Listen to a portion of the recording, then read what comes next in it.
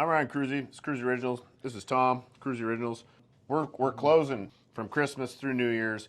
We go home, we go do our thing, we kind of get away from the business. So we're going to drop a bunch of install videos with our special guest host, Tom. Hi guys, I'm Tom.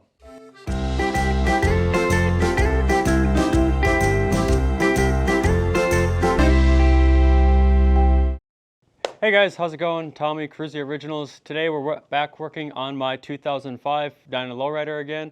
As you can see, we now have the original full fender on here. Got it looking proper. Got rid of that old bobtail fender that the gentleman I purchased the bike from had put on there. So now we need to install one of our laydown license plate frames.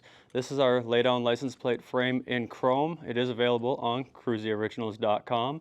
Every $5 you spend on KruesiOriginals.com enters you in a chance to win a custom-built motorcycle by us. So let's get to getting this guy installed. As a reminder, you will have to trim your license plate to fit inside of this frame, as it is smaller than the standard license plate. So you want to get these nuts loosened off the back here so you can separate the frame. Get these screws out as well. Some of these are really stuck together, so you just want to be careful.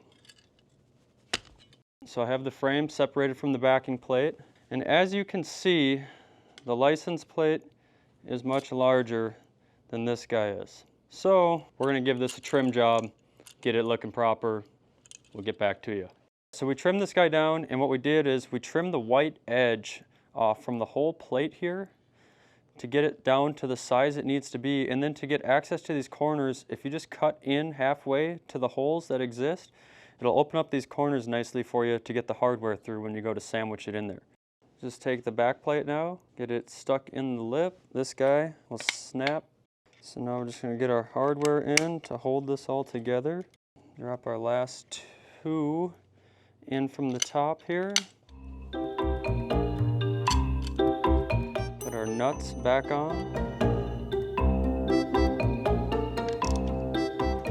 So now that we got the plate all tightened in there using our 5/32 Allen key and our 3/8 wrench, we're ready to put it on the bike. So now all we got to do to get this guy on the bike is remove these nuts that are on here, get these guys off, the washers, and you want to make sure you got this rubber bumper on here. And I have an 05, so these narrower fenders you can get away with running just one. If you have a late model bike, an 06 and up dyno, or a bike with the wider rear fender like the M8 Softails as well, you'll want to run two of these guys. It'll help space this out a little bit further and keep the edges of this from contacting the fender. But I'm going to show you guys how we get this in here. You may have to spread it and flatten it out a little bit just to get these studs to line up with the fender. But let's see what we got going. All right, you can see that is a little tight on the holes there. So I'm just going to pull this back off. I'm just going to flatten this guy out a little bit. And you may have to stretch this in a little bit depending on your fender, and you can see the studs are a little tight on the holes. So if you just press where my thumbs are here in the middle, you can get that guy to spread and she'll drop right in there for you. And now all you have to do is put your 3 nuts and washers on the back side. This is a lot easier to do if you have 14-inch rear shocks. All right, so now we have this in here. We have the 3 nuts on the back side snugged, and this is a good time to take a look, make sure that it's sitting straight. And while you tighten this, you want to keep a hand on it because it will twist as you tighten it.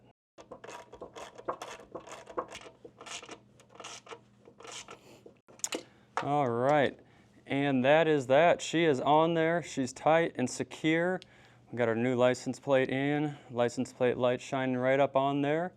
And you have your laydown license plate officially installed. These are available on KruesiOriginals.com. Every $5 you spend enters you in a chance to win a custom-built motorcycle by us. It might not be this one exactly, but we are giving away a new one every 3 months.